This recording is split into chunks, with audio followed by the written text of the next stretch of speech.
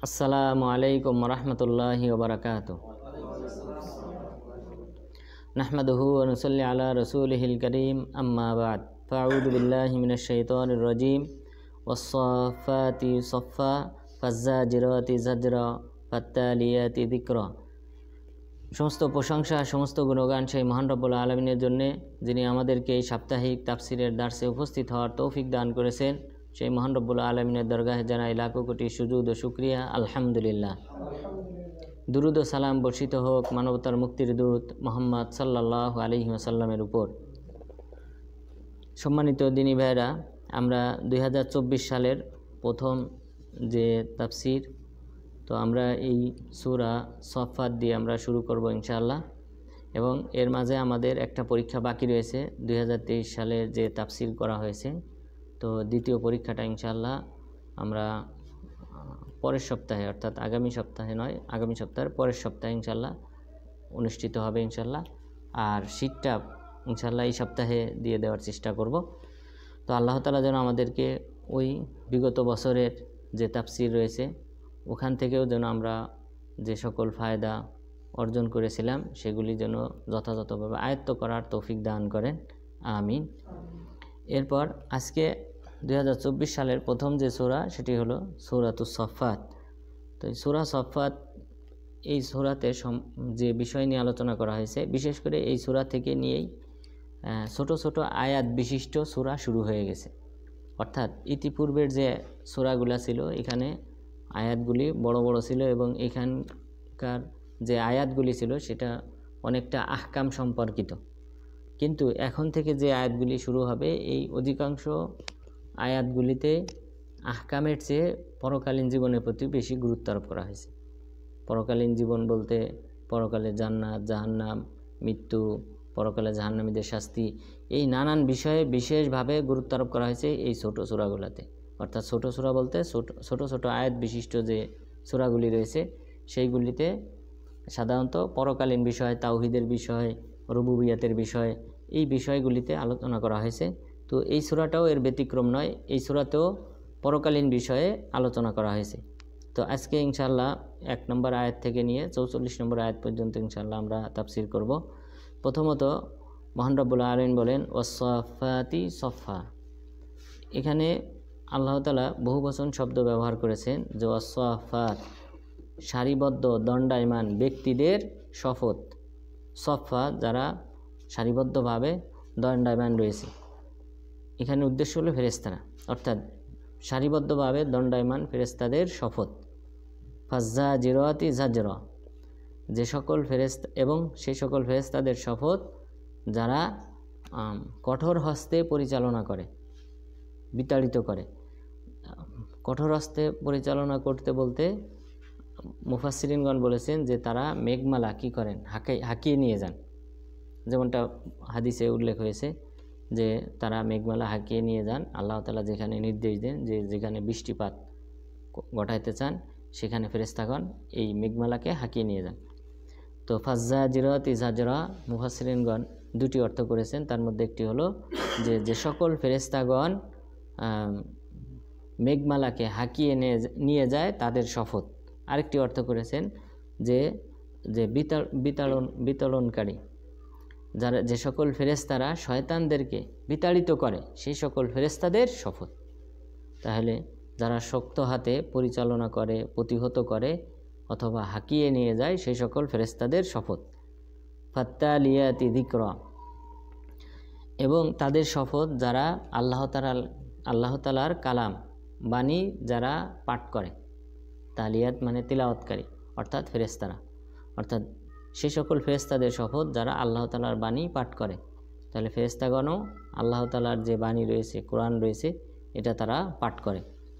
ইন্না ইলাহাকুম লা ওয়াহিদ, এই যে ফেরেশতাগণ যারা সারিবদ্ধভাবে দণ্ডায়মান এবং যারা বিভিন্ন আল্লাহ তাআলার দেওয়া বিভিন্ন দায়িত্ব পালন করে এবং আল্লাহ তাআলার উপাসনা করে, কোরআন তেলাওয়াত করে, এই সকল ফেরেশতাগণ এরা এবং ইন্না ইলাহাকুম লা ওয়াহিদ, নিশ্চয়ই তোমাদের ইলাহ মাবুদ, অর্থাৎ এই সকল ফেরেশতারা যেমনভাবে এক আল্লাহ তাআলার উপাসনাকারী, তার নির্দেশ পালনকারী, অনুরূপভাবে তোমাদেরও ইলাহ হলেন, মাবুদ হলেন একমাত্র আল্লাহ তাআলা।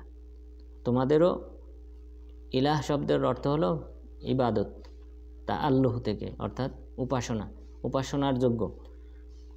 তাহলে তোমাদের উপাসনা পাওয়ার একমাত্র যোগ্য ব্যক্তি হলেন আল্লাহ তাআলা, যিনি রব্বুস সামাওয়াতি ওয়াল আরদি ওয়া মা বাইনাহুমা, যিনি হলেন আসমান জমিন, নবমণ্ডল এবং ভূমণ্ডল এবং এ দুভয়ের মাঝে যা কিছু রয়েছে সব কিছুর পরিচালক। ও রব্বুল মাশারিক, এবং বিভিন্ন উদয়াঞ্চলের প্রতিপালক। এখানে আল্লাহ তাআলা বললেন আসমান জমিন এবং এর মাঝে যা কিছু আছে সব কিছুর প্রতিপালক, তো এটা একমাত্র আল্লাহ তাআলা। আমরা যদি বিশেষভাবে গবেষণা করে দেখি যে আল্লাহ তাআলা, আমরা যে গ্রহটাতে বাস করি পৃথিবী, এই গ্রহ, এরকম গ্রহ অসংখ্য রয়েছে আকাশে। আকাশে অসংখ্য গ্রহ থাকলেও কিন্তু কোনো গ্রহের আচরণবিধি পৃথিবীর মতো নয়। পৃথিবী হলো ভিন্ন। এই পৃথিবীতেই একমাত্র সাগর পাওয়া যায়, নদী-নালা পাওয়া যায়, খালবিল পাওয়া যায়, এরপরে মাছ ইত্যাদি জীবজন্তু, গাছপালা, তরুলতা, অক্সিজেন, এই জাতীয় যত যা কিছু আছে, বৃষ্টিপাত, এই সব কিছু শুধুমাত্র এই পৃথিবীতেই, অন্য কোনো গ্রহে নাই। যদিও অন্যান্য গ্রহগুলোও এই পৃথিবীর মতো এরকম মাটির ভূখণ্ড, কিন্তু মাটির ভূখণ্ড সত্ত্বেও সেগুলিতে এইসবের অস্তিত্ব নেই, কোনো জীবজন্তু নেই, যেগুলো হলো মানুষ এবং জিনজাতির খাবারের অন্যতম নিয়ামক। অর্থাৎ যদি সাগর না থাকে, গাছপালা যদি না থাকে, তরুলতা না থাকে, এই পৃথিবীর যদি জীবজন্তু না থাকে, মানুষ জিনজাতি এরা খাবে কি? এগুলাই তো তাদের প্রধান খাবার। সাগর থেকে, নদী-নালা থেকে মাছ আহরণ করা, এরপর জমিনে যে সকল ফসল উৎপাদিত হয়, গাছপালায় যে সকল ফলমূল হয়, তারপর শাকসবজি, এগুলি এবং সেই সাথে যে সকল হালাল জীবজন্তু আছে, এগুলি তো মানুষের খাবার। যদি এগুলির অস্তিত্ব না থাকে তাহলে এখানে মানুষ এবং জিনজাতি কেউ বসবাস করতে পারবে না। এই কারণে আল্লাহ তাআলা এই পৃথিবীকে প্রথমেই সুসজ্জিত করেছেন। এই সকল নিয়ামত দ্বারা এই পৃথিবীকে সুসজ্জিত করার পর তারপর জিনজাতিকে পাঠিয়েছেন। এরপর পরবর্তীতে আল্লাহ তাআলা আদম আলাইহিস সালামকে তথা মানুষ জাতিকে পাঠিয়েছেন, যেন মানুষ এবং জিনজাতি তারা এই পৃথিবীকে আবাদ করতে পারে, এখানে যেন তারা তাদের জীবিকা নির্বাহ করতে পারে, এবং এখানে যেন তারা আমল করে পুনরায় আবার যে জান্নাতে তাদের ঠিকানা, সেই জান্নাতে যেন আবার ফিরে আসতে পারে। এই জন্য আল্লাহ তাআলা এই পৃথিবীটাকে এইভাবে সাজিয়েছে। আর আল্লাহ তাআলা অন্যান্য গ্রহগুলোকে ইচ্ছা করেন নাই এইভাবে সাজানোর, কারণ ওখানে আল্লাহ তাআলা এরকম কোনো লক্ষ্য নেন নাই যে ওখানে আমি অন্য কোনো জাতিকে পাঠাবো যারা সেখানে এরকম নিয়ামত ভোগ করবে। আল্লাহ তাআলা চেয়েছেন আদম আলাইহিস সালাম এই পৃথিবীতে আসবেন, এই কারণে এই পৃথিবীকে কি করেছেন? সুসজ্জিত করেছেন। এই কারণে আল্লাহ তাআলা বলেছেন রব্বুস সামাওয়াতি ওয়াল আরদ, আসমান জমিনের প্রতিপালক এবং এই দুভয়ের মাঝে যা কিছু আছে, যে সকল নিয়ামত রাজি আছে, সব কিছুর প্রতিপালক হলেন আল্লাহ তাআলা। যদি আল্লাহ তাআলা বলতে কেউ না থাকতো, যেমন নাস্তিকরা দাবি করে থাকে, তাহলে আমাদের প্রশ্ন, কেন শুধুমাত্র এই পৃথিবী, যে পৃথিবীতে আল্লাহ তাআলা আদম আলাইহিস সালাম এবং জিন জাতিকে পাঠালেন, কেন শুধুমাত্র এই পৃথিবীতেই পানি এবং অন্যান্য যে নিয়ামতগুলি আছে, যেখানে বসবাসের একান্ত আবশ্যকীয় নিয়ামত, সেই নিয়ামতগুলি কেন শুধুমাত্র এই পৃথিবীতে উৎপাদিত হলো? যদি হঠাৎ করে হয়ে থাকে সব কিছু, তাহলে অন্যান্য গ্রহে হঠাৎ করে হলো না কেন? কারণ ওগুলোতে আল্লাহ তাআলা চান নাই। আল্লাহ তাআলা চেয়েছেন যে এখানেই আসবে, এই পৃথিবীতেই আসবে মানুষ এবং জিনজাতি। এই কারণে এই পৃথিবীকে আল্লাহ তাআলা এরকম নিয়ামত দ্বারা সুসজ্জিত করেছেন, এবং আল্লাহ তাআলা বারবার এই কথা উল্লেখ করেছেন রব্বুস সামাওয়াতি ওয়াল আরদি ওয়া মা বাইনাহুমা রব্বুল মাশারিক, আসমান জমিন এবং এই দুভয়ের মাঝে যা কিছু আছে সব কিছুর প্রতিপালক। প্রতিপালক মানে তাদেরকে রক্ষণাবেক্ষণ করা, রিজিক প্রদান করা, তাদের সৃষ্টি করা, সব কিছু যিনি করেন তাকেই রব বলা হয়। এটা হলো তাওহীদের রুবুবিয়্যাহ। ওয়ারব্বুল মাশারিক, এরপরে আল্লাহ তাআলা বললেন এবং অসংখ্য উদয়াঞ্চলের। আমরা জানি সূর্য ওঠে কোথা থেকে? পূর্ব দিক থেকে। তো আল্লাহ তাআলা এখানে বহু বচন শব্দ ব্যবহার করেছেন, ওয়ারব্বুল মাশারিক, অসংখ্য উদয়াঞ্চল, অর্থাৎ অসংখ্য জায়গা থেকে যেন সূর্যটা উদিত হয়। এটার কারণ আমরা যদি দেখি, পৃথিবীতে বাংলাদেশে সকাল হয় এক সময়, তারপর সৌদি আরবে সকাল হয় এক সময়, এই যে বিভিন্নতা আছে অঞ্চল ভেদে, এটা হলো উদ্দেশ্য যে সূর্যেরও কি আছে? এরকম ভিন্ন ভিন্ন উদয়াঞ্চল আছে। এই কারণে আল্লাহ তাআলা বহু বচন ব্যবহার করেছে। অনুরূপ সূর্যেরও কি আছে, বহু উদয়াঞ্চল আছে। অর্থাৎ সূর্য যেমন, চন্দ্র যেমনভাবে সারা দেশে একই সাথে ওঠে না, বরং বিভিন্ন দেশভিত্তিক আলাদা আলাদা চাঁদের উদয়াঞ্চল রয়েছে। অনুরূপ সূর্যেরও আলাদা আলাদা উদয়াঞ্চল রয়েছে। এই কারণে যে যে অঞ্চলে বসবাস করে সেই অঞ্চলের সূর্য এবং চন্দ্রের অনুসরণ করতে হবে। আমাদের দেশে ঈদুল আজহা এবং ঈদুল ফিতর আসলে তখনই কিন্তু অনেকের মধ্যে এই প্রবণতা থাকে সৌদি অনুযায়ী কী করবে, তারা ঈদুল আজহা ইত্যাদি পালন করবে। এটা ঠিক নয়, বরং যে যার দেশ সেই দেশের চাঁদকে তাকে অনুসরণ করতে হবে। তা না হলে এই দাবিটা যদি সূর্যের ক্ষেত্রে কেউ করে, কারণ রাসূল সাল্লাল্লাহু আলাইহি ওয়াসাল্লাম বলেছেন যে জোহরের সালাত আদায় করতে হবে যখন সূর্য ঠিক দ্বিপ্রহর থেকে পশ্চিম আকাশে ঢলে যাবে। তো এই ঢলে যাওয়াটা কোন কোন দেশ অনুযায়ী আমল করতে হবে? যার যার দেশ অনুযায়ী। এখন যদি চাঁদের ক্ষেত্রে ওই দাবি করে, তাহলে আমাদেরও দাবি যে সূর্যের ক্ষেত্রে এই দাবি করতে হবে যে জোহরের সালাত সৌদি অনুযায়ী আদায় করতে হবে। তাহলে বাংলাদেশে তখন কয়টা বাজবে? 3টা 4টা আসরের টাইম হয়ে যাবে। কিন্তু এই দাবি কেউ করে না। তো আমাদেরকে এটা বুঝতে হবে। আল্লাহ তাআলা বললেন রব্বুল মাশারিক, বহু বচন শব্দ, অর্থাৎ উদয়াঞ্চল অনেক, অঞ্চল ভেদে এই সূর্যের উদয়াঞ্চল ভিন্ন ভিন্ন।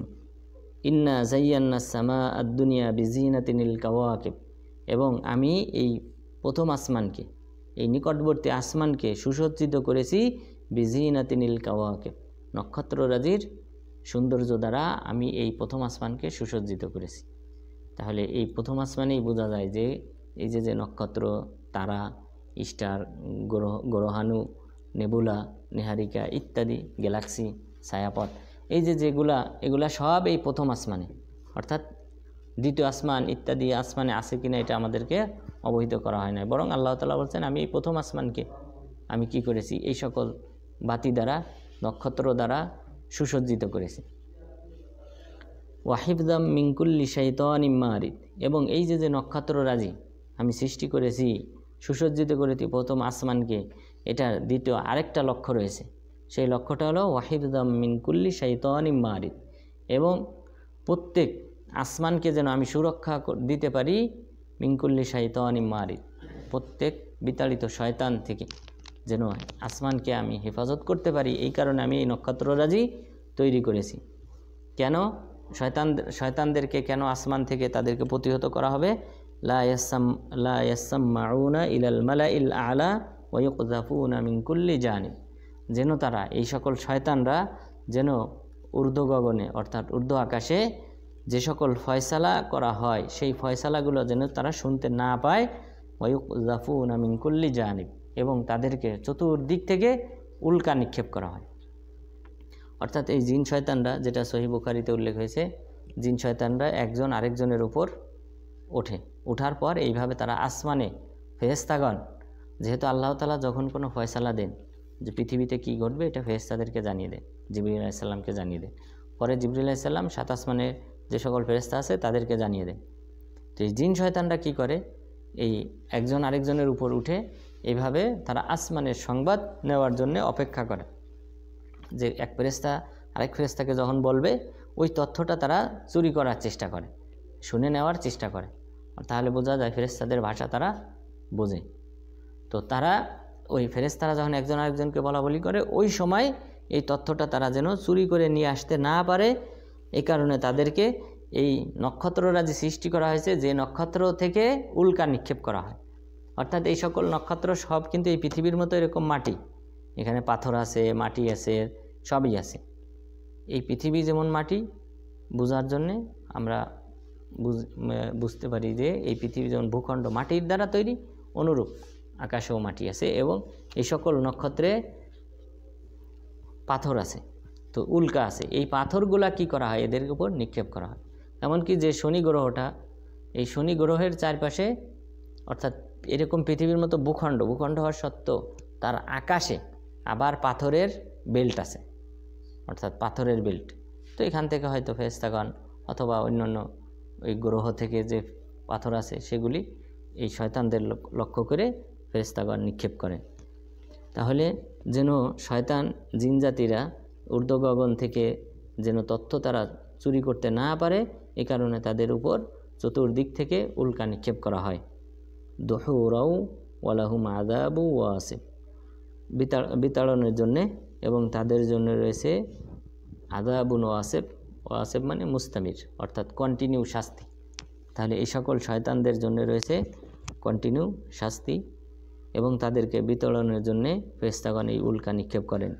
ইল্লা মান খতাফাল খতফাতা ফাআতবাহু শিহাবুন তাকিব, তবে এর মাঝেও যে এরকম একজন তারা আরেকজনের উপর ওঠার পর এইভাবে আসমানের তথ্য চুরি যখন করতে যায়, তখন ইল্লা মান খতিফাল খতফাতা ফাআতবাহু শিহাবুন তাকিব, তবে তাদের মধ্যে কেউ যদি কোনো তথ্য চুরি করে, জেনে ফেলে, গোপনে যদি জেনে ফেলে, তাহলে তাকে তার পশ্চাৎ ধাবন করে উজ্জ্বল উল্কাপিণ্ড, অর্থাৎ আঙ্গার বিশিষ্ট উল্কাপিণ্ড তাকে অনুসরণ করে। অর্থাৎ বিভিন্ন সময় দেখবেন আপনারা আকাশে যে কিছু মানে আলো হঠাৎ করে নিচের দিকে কি হয়, ধাবিত হয়। তো এগুলো হলো এই জিন শয়তানদেরকে লক্ষ্য করে ফেরেশতাগণ উল্কা নিক্ষেপ করেন, অর্থাৎ পাথর, যে পাথর জ্বলন্ত আঙ্গার, এটা নিক্ষেপ করেন। এগুলি বিশেষ করে রাসূল সাল্লাল্লাহু আলাইহি ওয়াসাল্লামের আগমনের আগে তারা এটা বেশি করতে পারত, অর্থাৎ তখন আর উল্কা নিক্ষেপ করা হইতো না। ওই সময় তারা বিভিন্ন তথ্য চুরি করে বিভিন্ন গণক ঠাকুর এদেরকে কাছে পৌঁছে দিত। মানুষের মধ্যে যারা গণক ঠাকুর আছে, তো এই জিন শয়তান জিনরা এই গণক ঠাকুরদেরকে বলে দিত, এর মাধ্যমে তাদের শান শৌকত মর্যাদা বৃদ্ধি পেত। যে অমুক বছর অমুক একটা তথ্য দিয়েছিল যে অমুক বছর অমুকের মৃত্যু হবে, কারণ ফেরেশতারা তো আগে থেকে ফয়সালা হয় ওখানে আসমানে, তো ওখানে এরকম গোপনীয় ভবিষ্যৎ যে সকল জিনিস ঘটবে, আগামীকাল বৃষ্টি হবে অমুক অঞ্চলে, ফেরেশতারা বলা বলি করতেছে। শয়তান শুনে এসে গণককে বলে দিল, গণক আবার মানুষকে বলে দিল, মানুষ মনে করলো সে গায়েব জানে, কিন্তু আসলে গায়েব না, সে জানছে কোথা থেকে, ফেরেশতাদের থেকে। ফেরেশতা জানছে, আর সে এই মানুষ জানছে এই জিনের মাধ্যমে, গায়েবী বিষয় হইল না। তো তখন এদের মর্যাদা বৃদ্ধি পায়। তো এইভাবে গণক ঠাকুররা তথ্য আদান প্রদান করে থাকে। রাসূল সাল্লাল্লাহু আলাইহি ওয়াসাল্লাম বলেছেন, তারা এই একটা সত্যের সাথে 99টা মিথ্যা মিশ্রিত করে মানুষের মাঝে প্রচার করে। তো একটা সত্য বলার কারণে মানুষেরা এই গণক ঠাকুরের অনুসরণ শুরু করে। তো এটা হয়তো রাসূল সাল্লাল্লাহু আলাইহি সাল্লামের আগমনের পূর্বে, যেন তারা আসমানি তথ্য নিয়ে ব্যস্ত না থেকে বরং এই জমিনে যে আল্লাহ তাআলা কোরআন পাঠিয়েছেন, কোরআন এবং হাদিস, এটার উপর যেন তারা আমল করে, যা তাদের পরকালীন জীবনে উপকারে আসবে। সুতরাং এই আসমানি তথ্য চুরি করে তাদের কোনো উপকার হবে না।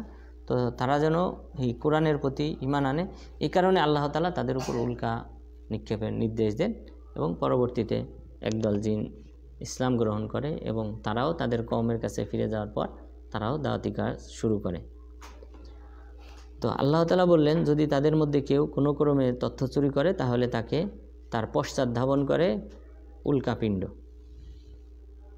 ফাস্তাফতিহিম আহুম আশাদ্দু খালকান আম্মান খলাকনা ইন্না খলাকনাহুম মিন তিনিল লাযিব। আপনি তাদেরকে জিজ্ঞাসা করেন, অর্থাৎ মক্কার কুরাইশদেরকে জিজ্ঞাসা করেন, আহুম আশাদ্দু খালকা, তারাই কি সবচেয়ে, তাদেরকে সৃষ্টি করাটাই কি কঠিন, নাকি আম্মান খলাকনা, সেই সকল সৃষ্টি করাটা আল্লাহ তাআলার জন্য আরও বেশি কঠিন। এরপরে বললেন, ইন্না খলাকনাহুম মিন তিনিল লাযিব, তারা কি লক্ষ্য করে না যে আমি তাদেরকে সৃষ্টি করেছি এঁটেল মাটি থেকে, অর্থাৎ আঠালো শক্ত যে মাটি, এই শক্ত মাটি থেকে সৃষ্টি করেছি। অর্থাৎ এখান থেকে মানুষের মধ্যে প্রাণ সৃষ্টি করাটা কঠিন, তবুও আমি এই আঠালো কঠিন মাটি থেকে আমি তাদেরকে সৃষ্টি করেছি। এই কথাগুলি বলার মূল পিছনে কারণ হলো, মক্কার কুরাইশরা কি অস্বীকার করত? পুনরুত্থান, অর্থাৎ পরকালে যে আল্লাহ তাআলা মানুষকে পুনরায় আবার জীবিত করবেন, এটা তারা অস্বীকার করত। এই কারণে আল্লাহ তাআলা উদাহরণগুলি পেশ করতেছেন যে তাদের মানুষকে, এই সাধারণ মানুষকে সৃষ্টি করার চেয়ে আসমান জমিন পাহাড় পর্বত ইত্যাদি সৃষ্টি করা কঠিন। এরপর আমি যে তাদেরকে ইটেল মাটি থেকে, শক্ত মাটি থেকে সৃষ্টি করেছি, এখান থেকে এরকম একটা প্রাণবন্ত একটা জীবন প্রদান করা একটা সৃষ্টি গণক ঠাকুর। এরপরে বলতো তিনি হলেন জাদুকর, অর্থাৎ এরকম জাদুকর তো আরও অনেক আছে অন্যান্য কবিলাতে, এই বলে তারা অস্বীকার করত। তারা তাদের অস্বীকার করার আয়াত পরবর্তীতে আইদা মিতনা ওয়া কুন্না তুরাবা ওয়া ইযামান আইন্না লামাবউসুন, আমরা যদি মারা যাই, এরপর মাটিতে যদি পরিণত হয়ে যায় এবং আমাদের শুধু যদি হাড্ডিটা অবশিষ্ট থাকে, এমন পরিস্থিতিতে যদি আমরা হয়ে যাই, তাহলে আইন্না লামাবউসুন, তবুও কি আমাদেরকে পুনরুত্থান ঘটানো হবে? আওয়া আবা উনাল আউয়ালুন, আমাদের পিতৃপুরুষ যারা আমাদের আগে মারা গেছে তাদেরকেও কি পুনরুত্থান ঘটানো হবে? কুল নাম, আপনি বলেন হ্যাঁ, তোমাদেরকেও, তোমাদের পিতৃপুরুষদেরকেও পুনরুত্থান ঘটানো হবে। ও আনতুম দাখিরুন, এবং তোমরা হবে লাঞ্ছিত, অর্থাৎ পরকালে তোমরা লাঞ্ছিত হবে যদি পরকালীন জীবনকে অস্বীকার করো, ঈমান না আনো। ফা ইন্নামা হিয়া জাজরাতু ওয়াহিদা, কেননা এটা